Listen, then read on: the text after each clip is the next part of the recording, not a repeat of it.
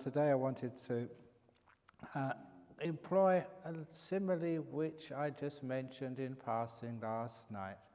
And I'm using this simile in order to explain just how the meditation works and how you never go on to a next stage of meditation. You only go into the next stage of meditation. You stay where you are, peaceful, still as much as you can, and these stages develop by themselves. But it was also I wanted to start talking about some of the other stages which happen after present moment awareness and silence, and you're watching the breath. What happens next? Because there's much more to meditation than just sitting watching your breath. And that particular simile also explains that little mantra which I said last night, which somebody asked me to say very slowly, the Om Mani Padme Hum mantra. And for those of you who don't know what that actually means, it's the first and the last word, the Om and the Hum. They're just little syllables which are syllables of respect, just like in Pali, like Namo. It just means like respect, worship. So it means worship, and the two words in between are the important ones. That's Mani Padme. It's exactly the same as in Pali. This is Sanskrit, and it means the jewel in the lotus. So it really means we worship the jewel in the heart of the lotus. And now I would explain what that means with a simile which will show you how to meditate and what's going to happen and how fantastic it's going to be for you. Because this lotus is a symbol of Buddhism. Now you see even here, you've got lotus flowers next to the Buddha, you've got a lotus in that wooden thing. And lotuses, or lotai, is it lotuses or lotai? Or lotusi? I don't know. Someone can correct me on that one. But the lotuses, I think it is. The lotuses are a symbol of Buddhism, and I mentioned one of the symbolisms which was used, that if you pour any disgusting stuff on a lotus or any fragrant stuff, if it's Chanel number 5 or the urine in your toilet after a day of not flushing it, still it just falls off it and it leaves no residue. In other words, it's a symbol of letting go. So whatever falls on the lotus, nothing remains. That's a very beautiful way of looking at your mind and your body as well. So whatever comes to your mind, whatever beautiful moment or whether difficult moment, you keep nothing. So the past leaves no residue. That's a very beautiful way of letting go. Imagining your mind like this beautiful lotus. You've had so many experiences in your life, so many experiences so far in this retreat, so many experiences even this morning. But every experience, it just drops off you like a bead of water off a lotus leaf, leaving no residue. And then you always have the pure mind like a fragrant lotus. So don't let anything linger. When somebody asked last night, what do you do when people are rude to you, cruel to you, abuse you, say rotten things about you? Just remember, you're a lotus. It just rolls off you with no remainder. So that's one of the most beautiful similes, ways of using the lotus. But the simile I wanted to talk about is specifically meditation, and it is a simile of the 1,000-petal lotus. Now, I reminded myself of this when we talked about that TV show which I did, and this is the essence of that little sermon on TV, was explaining the simile of a 1,000-petal lotus. And it gave me the opportunity to describe the different stages of meditation, all the way into the jhanas. But it also gave me the opportunity of describing just how the whole process happens without any effort from you. And what is really important is not effort, but mindfulness and care, compassion. Because a lotus, like you see the lotus which is all closed up. Now if you do go and see a lotus pond, maybe still this time in the morning, maybe it's starting to open up now, but at night time the lotus closes up its petals. And so it's just a hard bud. And when the sun comes up, the light and the warmth of the sun starts to open out the petals, one by one. The outer layer of petals receives the warmth and the light and opens up. And that allows the warmth and light to strike the next layer of petals so they can open up. So that the next layer of petals, now that can receive the light and warmth, and it opens up. As one opens up, it gives the opportunity for the layer inside of it to receive the warmth and the light, so it too can open up. So the lotus opens up one layer after another in sequence whenever it can receive the warmth and the light. And that's how you open up the lotus. Now in this simile, the warmth and the light refer to compassion, warmth, mindfulness, light. You shine your kindness and your mindfulness on whatever you're looking at. And if that mindfulness and that kindness is maintained, the lotus opens up.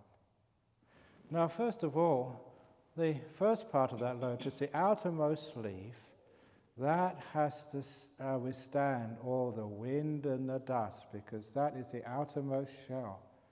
And so that outermost petal of the lotus is always the roughest, the coarsest, the dirtiest, with hardly any fragrance at all. If it has got any fragrance, it probably hasn't. It's the most unlikely thing to contain a beautiful flower. But inside that rough, coarse, unpromising outermost petal of the lotus, as we all know, lies these incredibly fragrant, delicate lotus petals.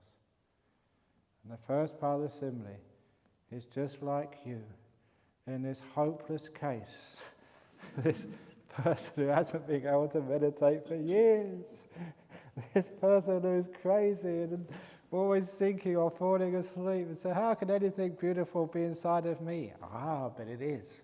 You just need to open yourself out and see, yes, inside you, you've got this incredible, fragrant, beautiful, delightful jhanas, enlightenment, the whole works. Yes, you can do it. That's the first little teaching. In every lotus, even on the outside, it may look hard and dirty. Inside is pure and fragrant. So you have that possibility. It's inside of you. You just have to learn how to open up those outermost petals. So what you do is just be kind, be mindful. Let the sun or rather the light of mindfulness and the warmth of compassion just stay. So that's what you do. Sit down, this old body, aching, old, whatever, dirty because you haven't showered for a couple of days. You sit down here, uncomfortable. What do? You're just caring and aware. Nothing more. If you try and peel that lotus, you'll destroy all the petals. You just wait. Kindness and mindfulness with whatever you're watching, and it starts to open out. And when you get to the first layer of petals, that's called present moment awareness. You're going in. Because the present moment, as I've mentioned many times, is right in the center of this thing we call time. In the middle of your life. Right in this moment. In this moment. That's what we call the present moment. I've often wondered about time. Why is it we keep wandering off into the past or the future? What actually creates time? As far as I'm concerned, even though I was a physicist before, I'm more like the metaphysics, that is craving which creates time. And when we have no craving, when we let it go for a few minutes, time vanishes. Because what is time anyway? It's just a measurement between the present and the future or the past and the present, or the past and the future. When that past and future disappears, there's no place to measure anymore. You're just in this moment, and time vanishes for you. And it's such a beautiful freedom to be free of this prison we call time. Now you measure your years, how old you are, how many more years you've got left. You measure your day into how many things you can fit into the 24 hours. And we always have these clocks which we have to look at. And they sort of control us. Yeah, you might be enjoying yourself, but no, you've got to be somewhere else. The clock tells you so. So the clock is a torturer. No, time is the person who keeps you in jail, stops you being free. And just so imagine just going right into the center of time where time no longer exists. You feel so incredibly free and peaceful and happy. And so even that first layer of petals of the lotus is very, very beautiful. And it's well worth the patience to be able to allow that lotus to open up. But on the subject of patience, sometimes people say, yeah, they are patient, they've been waiting and nothing happens. And I realize that they're practicing the wrong type of patience. There are two types of patience. The first one, the wrong one, I call waiting in the future. You're waiting for something to happen. You're not in the moment. You're just a few moments ahead of yourself, looking down the road to see what's coming, rather than seeing what's already here. It's called waiting in the future. And if you're waiting in the future, that's where you're sitting here. Nothing's happening. When's it going to happen? I want the light, I want the jhanas, I want this, I want that. And that's not waiting at all. That's not being patient. That's waiting for something to happen. Waiting in the future. You lost the present moment. The other type of waiting is like the waiter at a restaurant. You wait on the moment, just like you wait on the people at the table. You're aware, watching, so that when their plate is empty, you can go and take it away and deliver their next course.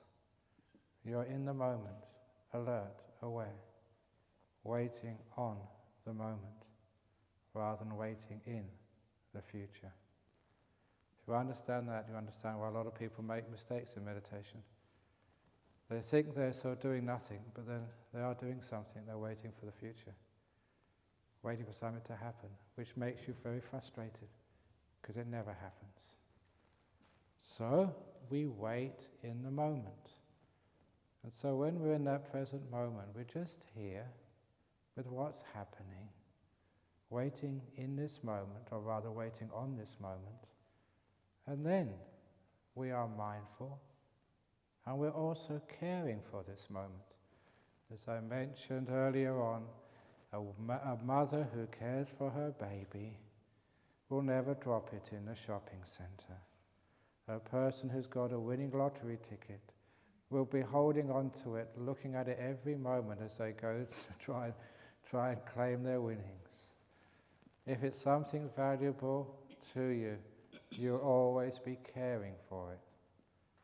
So by caring for this moment, whatever it is, that care and that present moment awareness, that just waiting in this moment, that will actually allow, that mindfulness and that care, that will allow this present moment to actually open up for you. There's a huge amount happening right now, but at first when we see it, it's sort of closed. But as we stay there, it opens up, and there's so much going on right now. More than enough to interest and satisfy anybody. Which is why we just have to have that patience, waiting in this moment, and then it opens out, and we see all the incredible, wonderful things which are happening right now. This is your life, happening right now. It's important. Soon you'll all be dead. You can't afford to waste this moment. And those of you who think, I'm bored, just remember this time next week, you'll be back at work. Oh my God. You'll be back with your husband, back with your wife, back with your screaming kids, back in the traffic going to work. So please enjoy every moment, because it won't last. So we stay in this moment, valuing it, caring for it. So with that mindfulness and caring on this present moment, we don't do anything. That's all what we have to generate, mindfulness and care. And then, just like the lotus being warmed by the sun, by its heat and by its light, it opens out. In other words, you just go into the next layer of petals, which lies right in the center of present moment awareness, and that is the silent mind. Right in the center of now, N-O-W is O, nothing, zero. And right in the center of O is this big space, circumscribed by a circle. There's nothing in there. That's why I like N-O-W now, because in its center is nothing, and in the center of that zero is even more nothing. So, in the center is this beautiful silence. And if you're aware enough, you're just sitting here, just being kind, being mindful, you're in this moment, and you'll notice there's no thoughts going on in your mind. You didn't say no to those thoughts, you didn't try to stop them.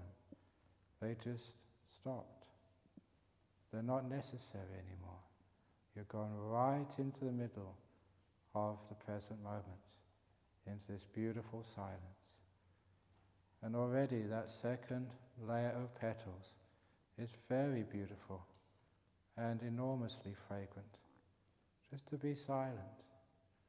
All truth comes from silence. You don't get wisdom by thinking or by reading or by listening to monks like me. You become wise by developing your own silence. And in silence, that's what you see. The opposite of silence, when we have this commentary, you're not really seeing the world, you're just seeing the words. You're just noticing all the signposts of life, not where they're pointing to.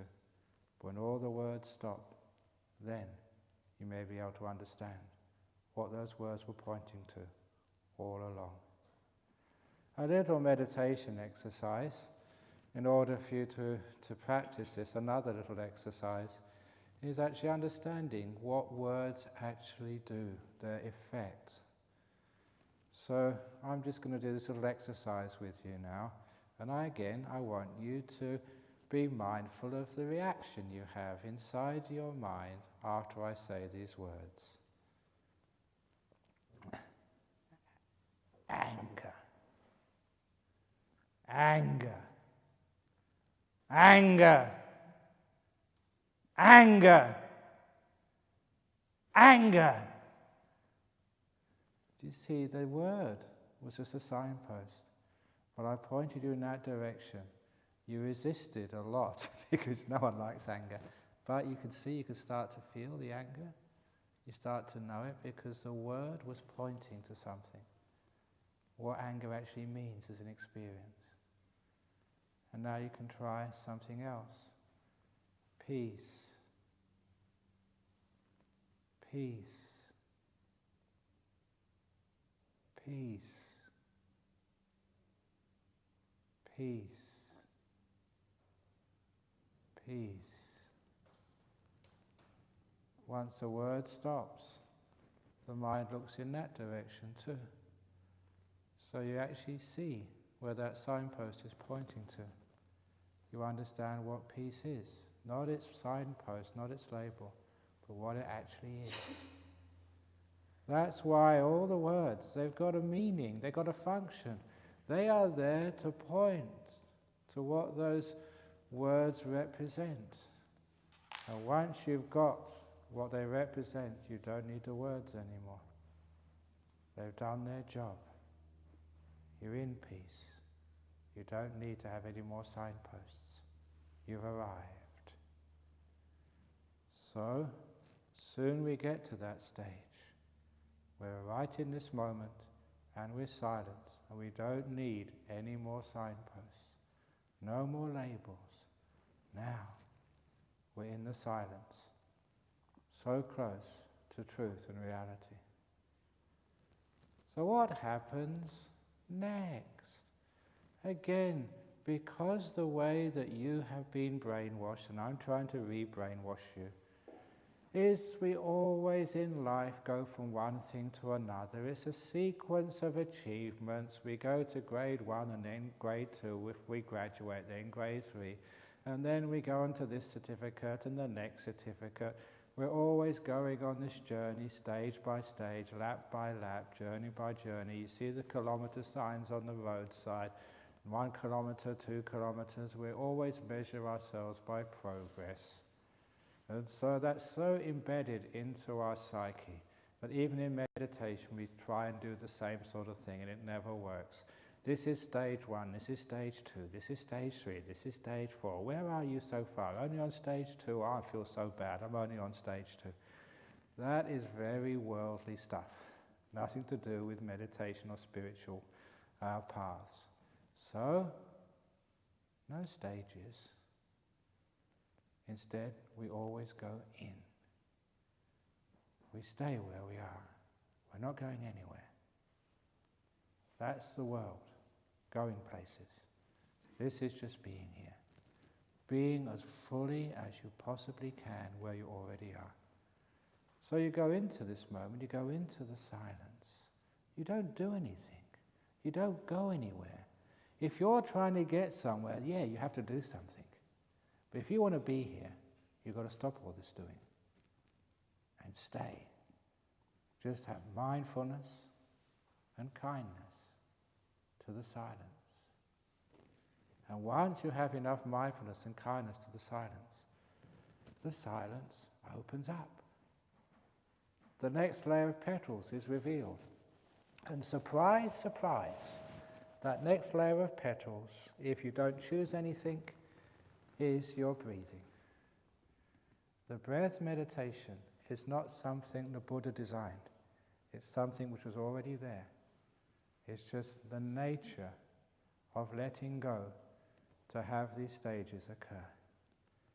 And the reason why is when you're sitting still, you're not seeing anything. Actually, when you first meditate, you do see something. You close your eyes, I see the back of my eyelids. But because nothing is happening, because it's dark on the back of my eyelids, it's the nature of the brain, if nothing happens, to turn off. Very similar to the screensavers on your computer. If you don't click the mouse, it turns off. That's what sight does. It stops. If there's no change in the level of the sound, there's always some ambient sound, constant sound, but if there's no great change, then the ears turn off. There's nothing to hear. Therefore, it actually switches off. Now, when sound or hearing turns off, you don't suddenly know, oh, now it's turned off. No more than you can catch that moment when you close your eyes when the sight turns off. It's a natural process which happens. You realize, oh, I wasn't seeing anything. Oh, I wasn't hearing anything. So the hearing turns off because there's nothing to attend to, nothing to interest the brain. The smell and the taste, that's why we don't chew sweets or anything during the meditation, because that would interfere with our taste. It's also why we try and make sure that people don't let off wind during the meditation, because that will change the smell. So as long as people don't do anything disgusting, then the smell remains the same. That's also one of the reasons, I should have told you this when I was talking about all of the traditions, the rites and rituals in Buddhism. That's one of the reasons why people used to light incense. Because people didn't have deodorant in those days. So you can see the countries which use the most incense, they must have the most smelly people. I don't think I should go much further in that direction. But anyway, the whole point is to have a constant smell which doesn't change. So, the olfactory, that's this thing over here, that turns off. So, you've got 4 of the 5 senses turned off. This body, it's so hard to let go of this body. There's always an ache or a pain or an itch. I'm thirsty, I want to go to the toilet, I want to eat, I've got a cough, I've got to sneeze, I've got to scratch. This body is such a hard thing to turn off. So how do you do that? You sit very still. You get yourself comfortable, first of all. That's one of the reasons why posture, any posture where you can be reasonably comfortable. And there is no magic posture. I know that some traditions say you've got to put your hands in a certain way, you've got to have your back straight, you've got to have your head down, you've got to have, come on, that's not true. I've had some incredible deep meditations in the most weird postures. The standard was, I had scrub typhus in Thailand about 35 years ago, a very, very bad fever. It's the same as typhoid, you can't really tell the difference. And so I had a terrible fever for about 3 or 4 weeks. No one knew what was going on. I felt awful, really weak, really pain, and everything was just really, really awful. And one day I decided, come on, you're a monk, meditate. So in the middle of a fever, I meditated. And it was amazing. You can do that. You can go meditate, go right inside yourself and get into really lovely bliss states because you know what to do. You don't fight. You just let be. And you get right inside yourself, and where there's no pain at all, having a wonderful time. And when I came out afterwards, it was a very deep meditation. The thing which I noticed when I emerged, I was on the hospital bed, and I looked at my posture. And I've never seen a posture like that in any meditation book. There's one leg this way, one leg that way, and I'm over here, and I'm over there. It was all over the place. But I just got into a really nice meditation. That taught me that the body, as long as the body is comfortable with, however it wants to be comfortable, that's up to it. You can get into the most deepest of meditations. So as long as your body's comfortable. But you can't make it totally comfortable, this body. You try even in the best, most comfortable chairs, you always have to fidget or scratch or do something. So you do the best you possibly can at the beginning. You get your body reasonably comfortable. And then you're just in this present moment, in the silence. And it's pretty comfortable, it's not moving. Because it doesn't move, it tends to disappear. Because nothing's happening, it vanishes. Until the only thing which is moving in the body is your breathing. Because it's the last thing which is moving, breathing in, breathing out. When everything else disappears, that's what's left. That's why that next layer of petals is the breathing. It's just the natural course of things. And when I meditate, these days I never decide to watch the breath. I just really be kind, be in this moment, be mindful, and you just go into this present moment. You just go into the silence, and you just go into the breath. It's just like the lotus opening, it comes to you. You've got this breath. If you start to look for the breath and decide to invite the breath in, you will notice whenever you start watching the breath because you decide to, the breath is never comfortable. It's always a bit hard to watch at first. But if you wait until it comes to you, it's always very peaceful and very easy to watch. That's why I prefer that method these days. So just the lotus is opening. Now I'm on this breath. And that's the lotus petal. Again, that breath is in the silence. It's right in the middle of the present moment. You're just going deeper into where you already were when you began. And right in the middle you see this breath. And of course, you are caring for this, mindful of it. You don't do anything, you're just with this breath. And what happens next? The next layer of petals which opens up, as long as you're mindful and kind. If you're not kind to this breath, then it runs away. You can't maintain it. If you're kind to it, it stays. The simile is this. I smile at you and you smile back. That's nature, isn't it? You smile at the breath and the breath smiles back. You're kind to it and it becomes a much more delightful object to watch. You scowl at it, and the breath doesn't look very nice. You can't keep your attention on it so well. You have to have this beautiful softness and kindness in meditation. If you have that softness and kindness when you watch the breath, it's a delightful thing to watch. It's your attitude which makes it delightful.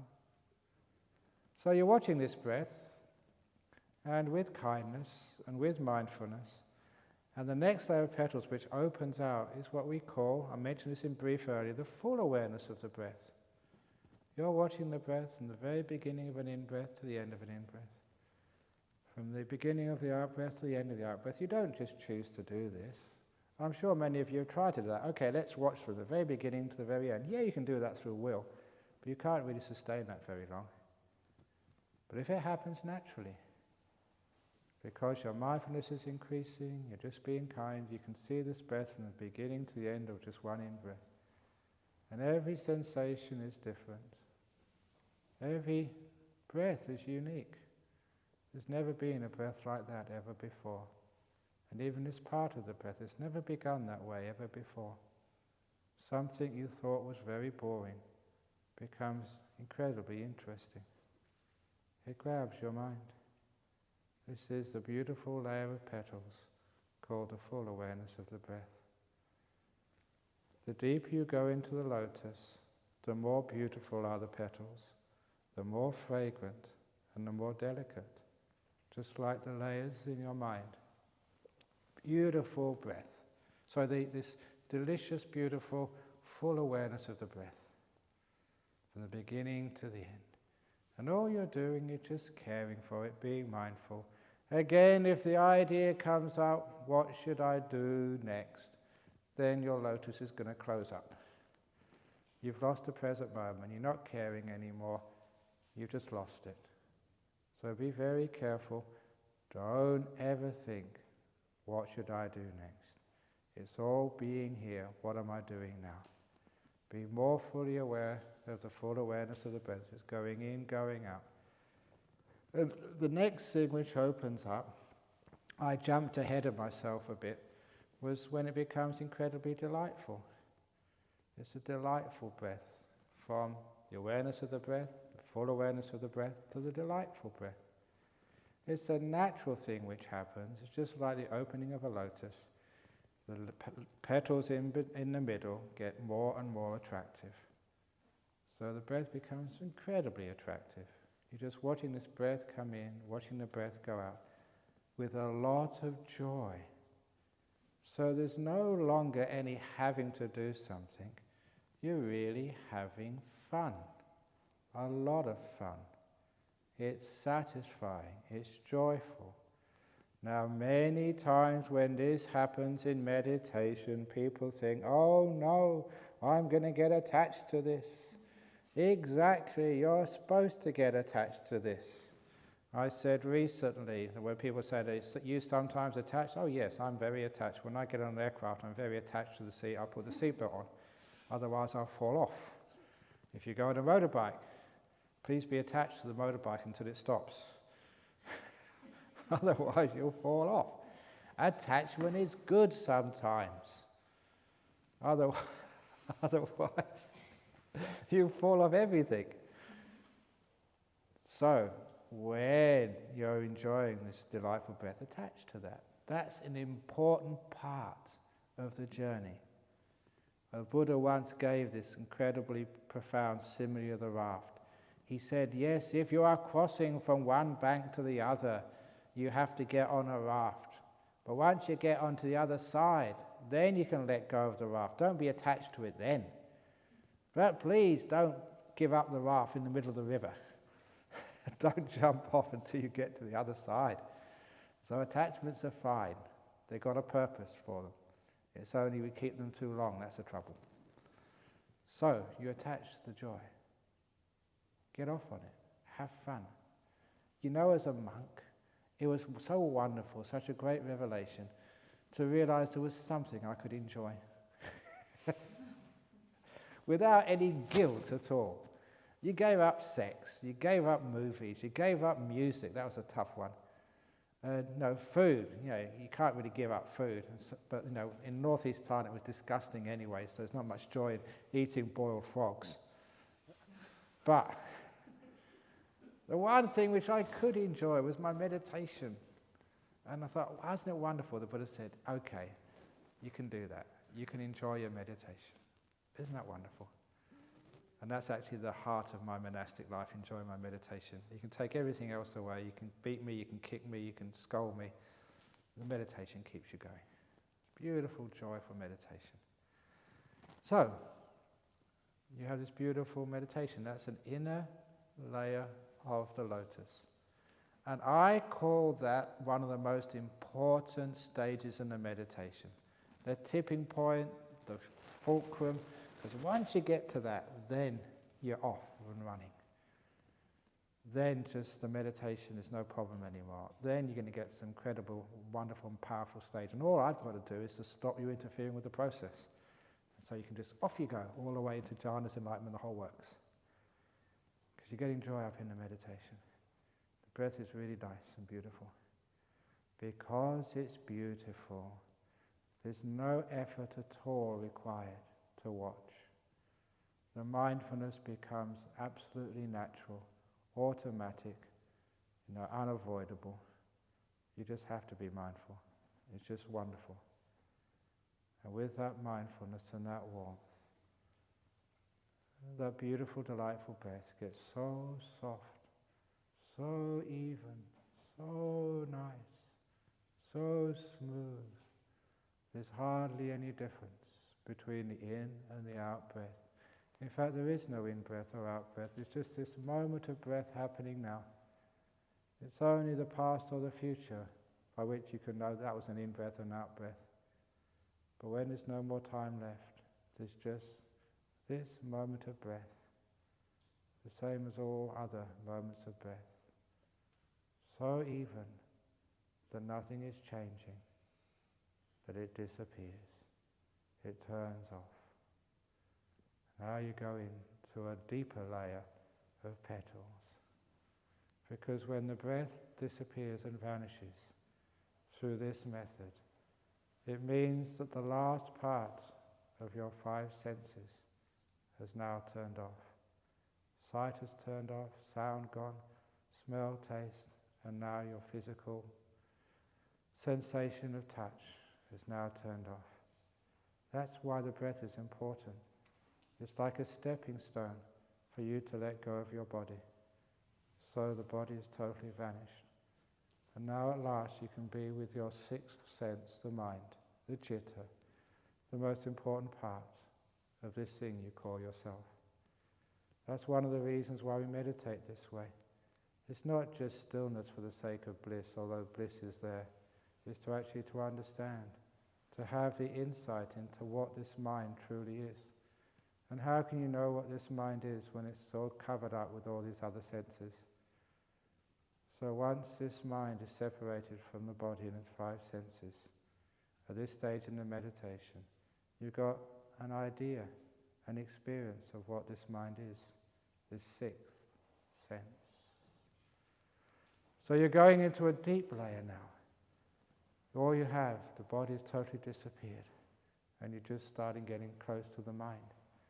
And how do you experience these stages? These are the amazing stages of meditation. They're amazing because so few of you have experienced these before. Because they're terra incognito, means like unexplored territory. Places you've never been before. It's so difficult to make sense of them. All the landmarks, all of the criteria by which you recognize this world does not apply to the world of the mind. It is very different. So much that sometimes you have to get up a new language, invent a new language to describe this amazing world, the mental world. This is not imaginary, this is not fantasy, this is more real than anything else. Remember, by this time your mindfulness is incredibly strong. You're not dull, you're not dreaming, you're fully awake, much more awake than you've ever been before. You're there, the body's vanished, you can't see, you can't hear, smell, taste, physical touch, that's all gone. So what is left is this world of the mind. You know what it's like that if we didn't have all these lights on at night along the paths? If you were staying in a hut in the forest and in the night time you went outside, you wouldn't be able to see anything at first when you go outside, because the eyes are only accustomed to the bright light. So when you walk outside, you can't see at first, but then the pupils of your eyes dilate, they get bigger to allow more light in, and then you can start to see silhouettes and then shapes and maybe even objects in the darkness. It takes about a minute or two for your eyes to accommodate to the dark, and then you can see. And that's very similar to what happens when the breath disappears. It takes a while before you can start to accommodate to the more subtle experience of consciousness without the five senses. Which is why for many people it's like a darkness first of all. Nothing's going on. If that happens to you, please don't interfere with the process. Just because there's nothing solid for you to look at. Don't think, what should I do? What should I do? Should I go back to the breath? Should I go to this? What should I do? In the meditation, if you can ask that question, you are conscious, you're aware of something. Even if it's a darkness, even if it's an emptiness, even if it's a blackness, that is the object of your awareness. Just be aware of that. Just for a while. Because usually what happens next, when the next layer of petals really opens up, then that is the world of the nimittas, these beautiful lights which appear in the mind. These are not lights, because the eyes are not working. The sense of sight has turned off. It is just, this is the language which we use, the nearest thing we can get to describe what's happening inside of our mind. That's how perception works. The way we use our language, we see something or experience something, and that is similar to something else we've experienced somewhere else. And so we say, that's what it is. Look at Dania. She's a woman because she's very similar to the other women I've known and seen. That's why you give her that name. You look at Venerable Dharmakama, he's monk, because he looks similar to all the other people. That's where we get our labels from, our names from. So when we get these nimittas, they're not lights, but that's the nearest thing, which is why we describe these things as lights in our mind. And they just flash up first of all. Sometimes when people first get their first experience of nimitta, they think, oh, this can't be a nimitta, the sun is shining in my eyes. There is a car with a headlight pointing in my direction. Someone's got their flashlight in my face. I don't know how many times that people have come to me in interviews and said that it can't be a nimitta. And then I tell them, look at these windows. They're really high up. The sun doesn't shine through them. If it does, sometimes in the morning, sometimes it can shine through, but it's all just this type of glass which doesn't get a proper image. It spreads it out. There are no windows on this room. You can't have car headlights. We don't use the flashlights. It can't be. It was a nimitta. Well done. What's really interesting to me is why people just don't give themselves the benefit of the doubt. People are so negative, they think, oh, I can't get a nimitta, not me. It must be something else. And that hindrance of doubt really shows a lack of self-worth. Thinking, I can't do this. You can do it, and you do it. Many people get nimittas. So a light appears in the mind. Well done. But don't get excited. Oh, nimitta, nimitta, nimitta, nimitta.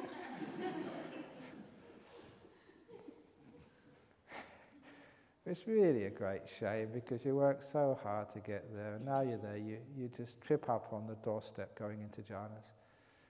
So just it's only nimitta, that's all. It's just a beautiful light in the mind. Just leave it alone. It's just bliss, that's all. It's just ecstasy. It's just so just leave it alone and just be quiet. You just have to be mindful and just to care. And what usually happens, because people can't resist sort of being afraid or excited, it usually pops up and disappears again. And unfortunately, then you have to do it all over again until after a while, those stages I mentioned earlier of recognition, familiarity and ease, until you really do think, oh, it's just the old nimitta again. Just like it's somebody you know very, very well, very well. And when it's somebody you know very, very well, then there's no excitement anymore, nor fear. Just like a good old friend coming to visit you. Oh, come in, have a cup of tea. And that's what you do with this nimitta, and it stays with you. So it's a beautiful light in the mind. And it's tough to recognize it at first. That's why some people say, can you get into these jhanas without the nimittas? Yes, sort of, but the nimitta is there. You just got to learn how to perceive it. What you're experiencing, everyone experiences the same, exactly the same. What you experience, you can perceive it this way or that way. Perceiving it as a light is much more useful for practical purposes. And it doesn't matter what color it is. It does not matter what shape it is. What's really important with the nimitta is, number one, its stability. So it's not moving all over the place. It's resting. It's still. And the other thing which is important is power. It's really, really intense. This is just what happens. The lotus is opening up. It's going very deep inside that lotus now. And it's incredibly beautiful in there. So this wonderful light. And in order to keep it stable, the insight which helped me enormously was realizing that that nimitta was nothing more than a reflection of my mind, the one who was watching. And if me, the one who was watching, was moving, then the nimitta would move. So the watcher, me, had to be perfectly still. If the watcher was still, the light was still. So you're observing yourself. This is your mind reflected like in a mirror. And if you, the watcher, the observer, moves, the nimitta moves. So this is another exercise in stillness, perfect stillness. The more still you are, the more still the nimitta. And the other thing which happens is it gets incredibly powerful and brilliant. Even in the last retreat, somebody mentioned that they got a nimitta and it got so bright they thought they were going to go blind. And I laughed because I remember that happening to me. And remember, this is not being seen with your eye. It's a mental object. You never go blind. In fact, you just get more and more blissed out. The intensity can get as much as it likes. Just a sign of the incredible energy which is building up inside. And with that brilliant energy, there's also a lot of ecstasy as well. This is going to be the happiest times of your life. Enjoy it. And when I mention this, I've always got to be very careful, because as soon as I start to say this is ecstasy, the most brilliant time of your life, craving comes up. I want to. But if you have craving, it doesn't happen. You lose the present moment. It just happens. You have a wonderful time, really, really blissed out. And that nimitta gets very, very, very strong. When it gets very, very strong, it gets to a certain point. You go into the next layer of petals. And in that next layer of petals, the experience, the common experience is, if you're aware of the transition, you feel yourself falling into that nimitta, or the nimitta coming to surround you, you go into its center. All of these progresses, if you like, are not progresses, they're ingresses. You're going deeper into where you were before, deeper into the center of that nimitta. And right into the center there, you get this incredible bliss, which is very, very stable. And those are the blisses of the jhanas. In those jhanas, you are totally removed from the five sense world. That's why even in the Pali, they describe them as vivichewa kamehi, separated from the five senses. So there, it's amazing. You're free of seeing things, hearing things, free from having to feel this body, which is really, really heavy. And it's a great sense of liberation, which is why it's called a liberation by the Buddha, a temporary liberation. You're in the world of the mind. in the jhana realms. And that's what this meditation is going to lead you to. Number one, it's incredibly enjoyable. Really, really enjoyable. And number two, very profound.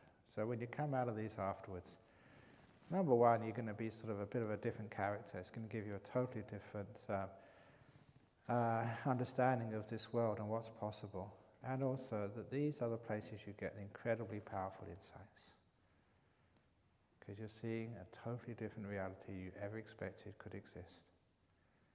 And I'll explain what those insights are afterwards. But in the first place, I just want you to experience some of those. Because that's what this meditation does. And all it is an opening up of the lotus. As you go deeper into the jhanas, it's just this first layer of jhana petals opens out, and right in the center is the second jhana. Those petals open out in the middle of the second jhana is the third jhana, in the middle of the third, the fourth. In the middle of the fourth jhana, you go into another incredible realm of jhanas, which is called the arupa, immaterial realms. 1, 2, 3, 4. And that is hardly any petals left at all. There's just vanishing. And then right in the middle, the last layer of petals. Right in the very middle of the lotus, which is you, is called the jewel in the heart of the lotus. The Padmi, Mani. The Mani is the jewel in the heart of the lotus. And you know what that is? The jewel in the heart of the lotus. Right in the center of you. In the middle of the jhanas, you've gone right into the very, very center of this thing you call yourself, your body and mind. You know what's there? Should I tell you? What is that jewel? Nothing. It's empty. Nothing there. That is the jewel in the heart of the lotus. Om Mani Padme Kon. It's a con. Nothing in there. It's a dud. No one's in there. I thought there was somebody in here. I go to the right center, there's no one left. It's totally empty. No self, anatta, sunyata, nothing there. So that's the jewel in the heart of those. And actually that's the most precious jewel of all. Nothingness and emptiness. Everything else is so materialistic. Nothingness, emptiness. It is the emptiness, the space, which embraces us all. What's between you and the person sitting next to you? Emptiness. That's what connects us. That's what surrounds us. That's the beauty of life. Emptiness. But we keep on putting things in. That's why even in this room, if you notice that there's hardly any furnishings in this room, nothing on the walls, no pictures, no photos. We did have, when I first built this place, somebody got these 4 big flower pots and put them in the corner.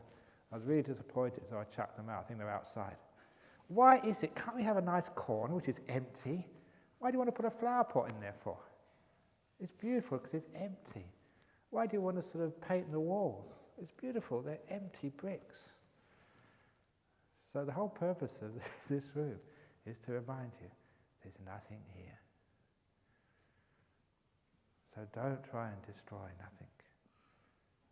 Nothing is sacred. Nothing is better than anything.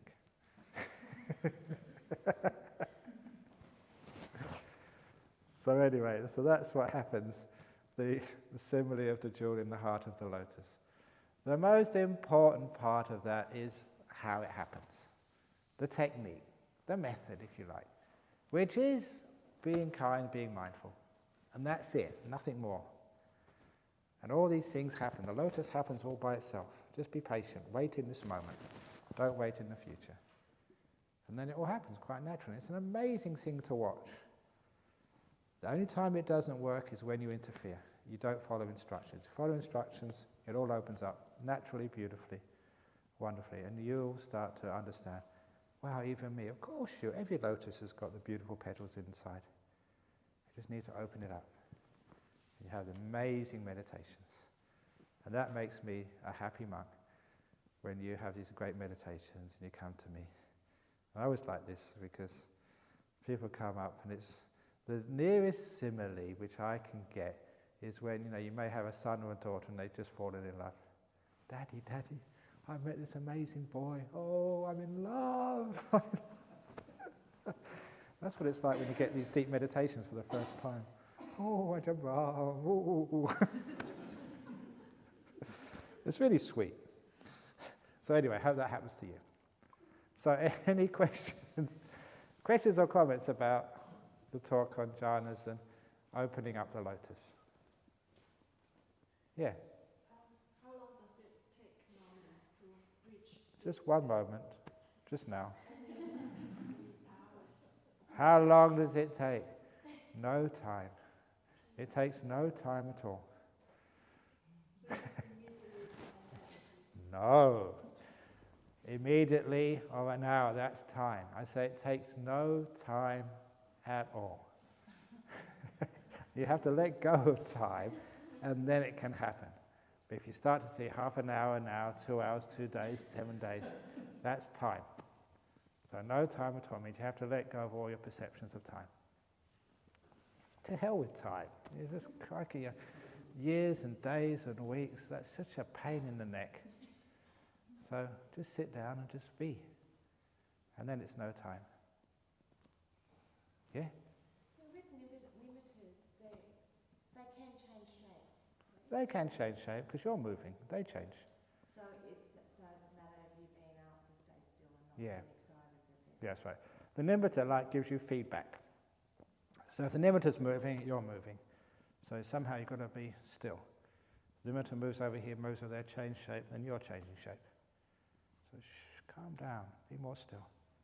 And you know that you're still when your nimitta is still. It gives you that feedback, which is why it's a brilliant state of meditation. And that's why I say when you perceive those nimittas as lights, it's very helpful because you can get very clear feedback whether you need to have more energy, just stay for a bit longer, build up the energy because it gets brighter and brighter, or you need to sort of keep it very still. It gives you the feedback, which is very important. It's hard to find the balance to not try to be mindful. Hard to find the balance not to try to be mindful. That's right, that's the trick of meditation. You can't find that balance. You need sort of teachers like me, other people, to keep brainwashing you, to keep reconditioning you, until you sort of decide, I'm going to give up. There's a lot of times that's when people get their best meditations. They get so frustrated, they've been here for 8 days, and they're leaving tomorrow, I'm giving us up. This is hopeless. And just sit down.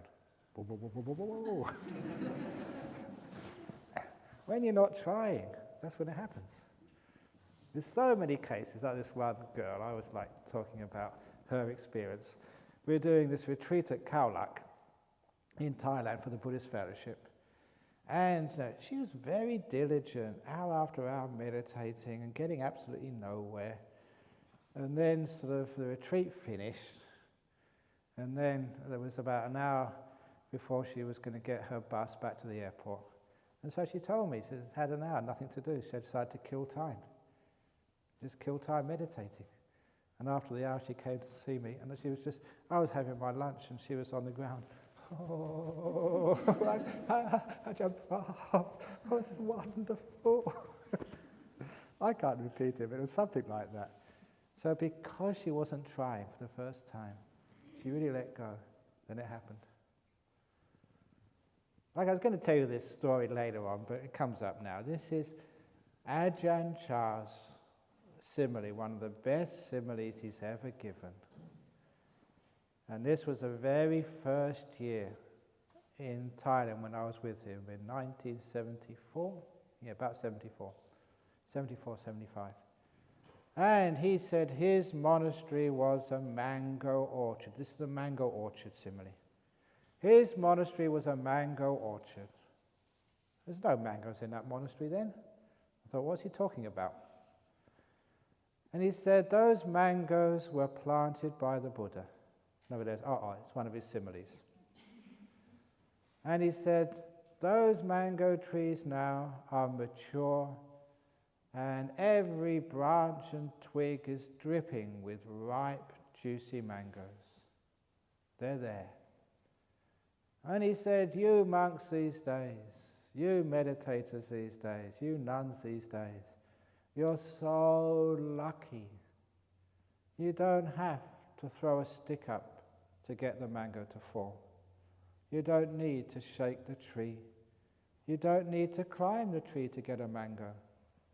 Because of the great wisdom of the Buddha, all you need to do is to sit under the mango tree, put out your hand, and a mango will fall in. And that was the story. And I thought, that's absolutely ridiculous, that's stupid. I've been to mango orchards. You know, if I sat under a tree and put my hand out like this, I'd be out there for hours. And if a mango fell, knowing my luck, it would fall on my head, never in my hand. That's not how you get a mango, but obviously you realize it was a simile. That's how you get jhanas, enlightenment, the paths and fruits. If you shake the tree, you climb the tree, or throw sticks up, nothing falls. That's called effort. Open your mind, open your heart with kindness and mindfulness, and all these things fall into your hand. And how beautifully true that is. I say that from experience. It's not your experience yet, so you have to trust. But you try that. Open up your heart, your mind, and do absolutely nothing. And then the mangoes fall. You do something, you shake the tree, and those mangoes cling on for dear life. They never fall. It's such a brilliant simile from Ajahn Brahm, one of his very best. It's so hard to sit there with the hand open. Okay, so you don't throw the sticks up, you tell your friend, you throw a stick up, I'm going to put my hand out. You always try and get around this sort of doing nothing business. It is hard to do, but that is an incredible way. It's the only way. So eventually you do it, sometimes out of frustration. Meditating year after year after year after, you're getting nowhere, and until the end, okay, I'll give it a try. And you find it works.